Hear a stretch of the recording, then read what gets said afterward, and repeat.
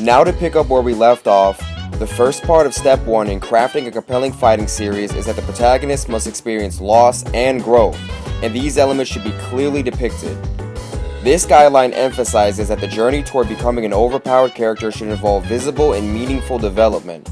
The second part is something I briefly mentioned in the last video, which is establishing some kind of master-apprentice dynamic, all in order to complete step 2, which is the training one undergoes in their benchmark journey. Step 2 cannot happen, however, until this step is fully satisfied somehow. While this rule might seem broad, as the protagonist's path can vary, clarity remains essential.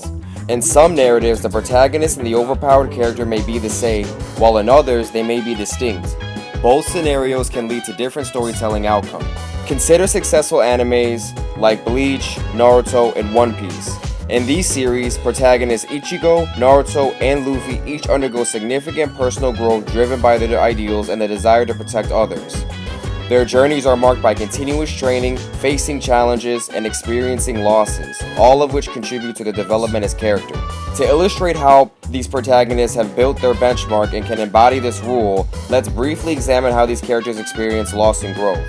In Bleach, Ichigo's growth involves not only increasing his power but also grappling with personal losses and responsibilities. His journey reflects a struggle to balance his new abilities with his role as a protector, highlighting how his growth is tied both with his victories and sacrifices. During the Soul Society arc of Bleach, Ichigo faces the devastating loss of a friend and the burdens of his responsibilities, which propel him to push beyond his limits and embrace his role as a protector that he cares about. In Naruto, Naruto's progression is closely linked to his determination to prove himself and protect his village, despite numerous setbacks and losses. His growth is integral to the narrative, influencing his character arc and the overall story as he learns from each defeat.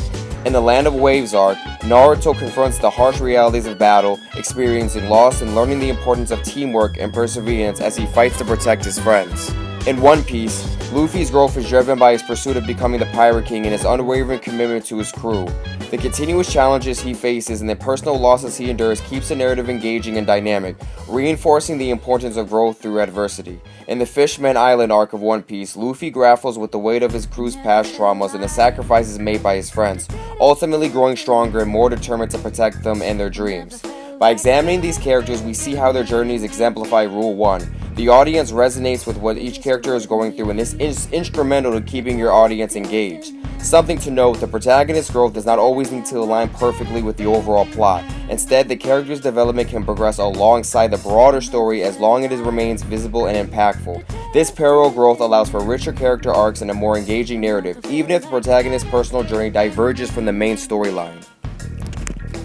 Overpowered characters can generally fall into one of two categories: those who actively seek to become the strongest, and those who achieve their power through dedication to protecting others.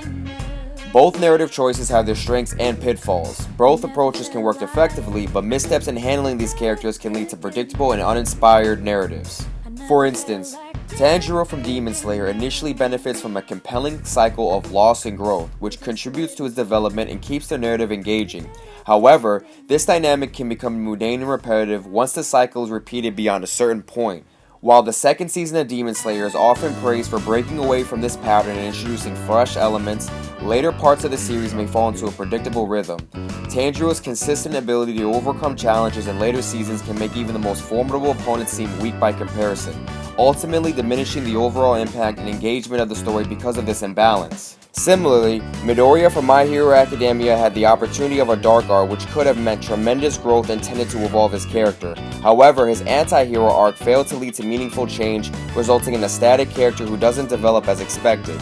Despite building up Deku as a potential benchmark character, his arc does not progress in a way that resonates with the audience. This leads to a sense of stagnation and wasted potential, despite having dynamics that would otherwise benefit a fighting series. In both cases, the repetitive nature of their arcs and the lack of substantial change can diminish the overall impact of their stories. Effective storytelling requires overpowered characters to face genuine, evolving challenges that contribute to a meaningful development, rather than succumbing to predictable patterns that limit their narrative potential. Another example of these pitfalls happening to otherwise narratively sound shows can be seen in the manga series Baki, where Baki aims to surpass his father, Yujiro. Although the narrative is well crafted, the father-son dynamic sometimes weakens the plot by relegating other characters to mere fodder. A fodder character is designed to be easily defeated or sacrificed to showcase the strength, skill, or importance of another character, often the protagonist. These characters serve primarily as a narrative device to highlight the abilities or development of others, lacking depth or significance beyond specific scenes or storylines. In Baki, many characters are overshadowed, serving mainly to emphasize Baki's strength and growth. This approach can be problematic when well-developed characters are diminished to elevate the protagonist, making their victory seem unearned. To avoid this issue in your own story, ensure that all characters are given meaningful roles in development. Fodder characters should be distinct and purposely designed for their role, rather than established main characters being sacrificed to enhance the protagonist.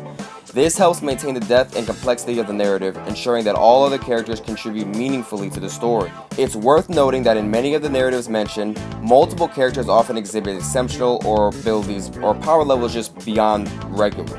Kenpachi from Bleach is notable, along with Pain from Naruto and the Phantom Truth from Hunter x Hunter. While these narratives may lack a clear benchmark at different points in the story, this can be beneficial in a fighting series, and it isn't always entirely necessary. Although the concept of an overpowered character typically revolves around a single standout individual, many of these stories feature several characters considered overpowered within their context and power scale, without breaking any of their preconceived notions or rules.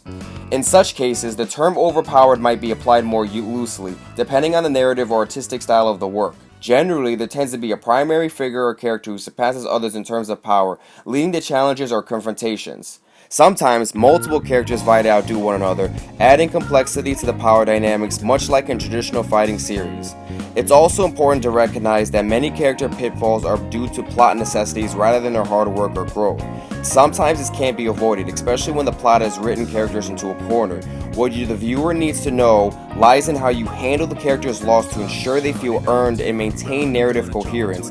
The big three, Naruto, One Piece, and Bleach, generally manage this balance, I would say, pretty well, while other examples may struggle to make character victories feel truly either earned or not, and genuine really within their respective dynamics. In short, Rule 1 can showcase the broadness and freedom of writing. While some narrative paths can be tempting, it's crucial to avoid repetitive cycles and ensure that their growth is substantial and impactful. By maintaining a dynamic and engaging narrative and being mindful of these pitfalls, you too can keep the audience invested and showcase a well-rounded character journey. Now on to the second part of Step 1, which is what I coined as having the protégé-master dynamic. This dynamic plays a significant role in many fighting series, usually where the current benchmark trains a new protagonist to become their successor. In My Hero Academia, Midoriya is groomed to inherit All Might's role as a sole user for One for All. This mentor-mentee relationship ensures that the protagonist's growth aligns with the narrative's progression, ultimately leading them to become the next benchmark character. Some narratives also employ a father-son dynamic, framing the mentorship within familiar or symbolic terms. We could see these dynamics with shows like Dragon Ball Z, Baki, and Invincible. Regardless of the specific relationship, both dynamics are crucial as they facilitate the protagonist's transition from learner to benchmark. The mentor typically has an established backstory that sets the standard for the protagonist, making it vital to manage this dynamic carefully to maintain fairness and coherence in power scaling, and a clear transition to the next step. In My Hero Academia, Midoriya is presented as an overpowered character with significant potential. However, despite his abilities and development, he often falls short of the expectations set by himself and the audience. This highlights the importance of meaningful character growth within the narrative. If the protagonist is not fully engaged with their role, it can undermine the story, leading to a sense of dissatisfaction for both the character and the audience.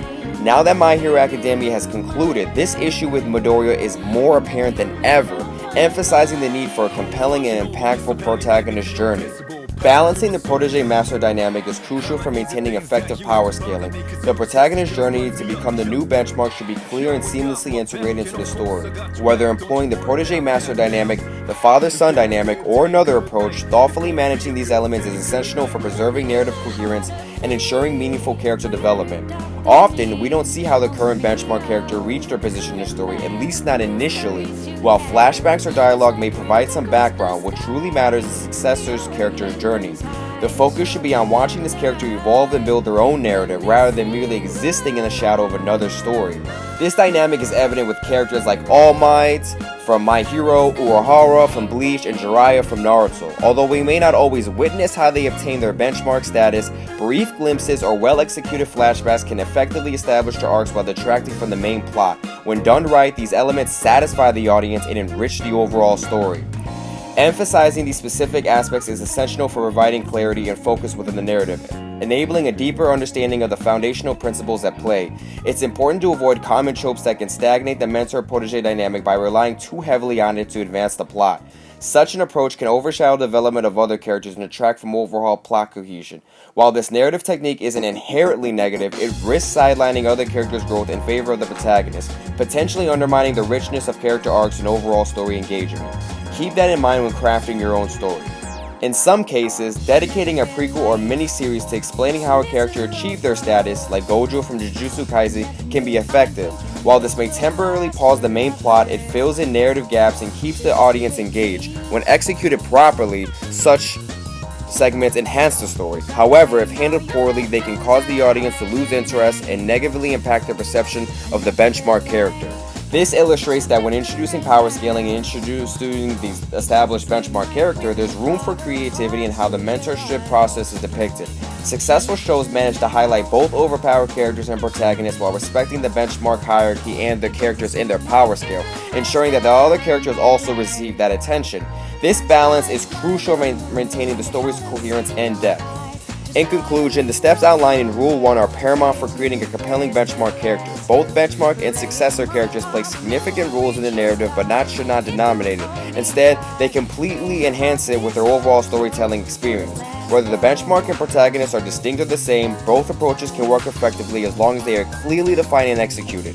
A core element is that the audience must witness the character growth and see the losses they face, demonstrating that they are not perfect or invincible. This ensures that the character's development remains engaging and prevents them from becoming a Mary Sue, one who effortlessly overcomes every challenge due to their narrative role. By adhering to these principles, you can establish a robust foundation for your story and for your characters. Thank you for your patience, and stay tuned for part 3, where I will delve into the final 2 steps of our exploration. I am dedicated to continually improving many aspects of my content, so please like and share this video to help it reach more people in the algorithm. Thank you.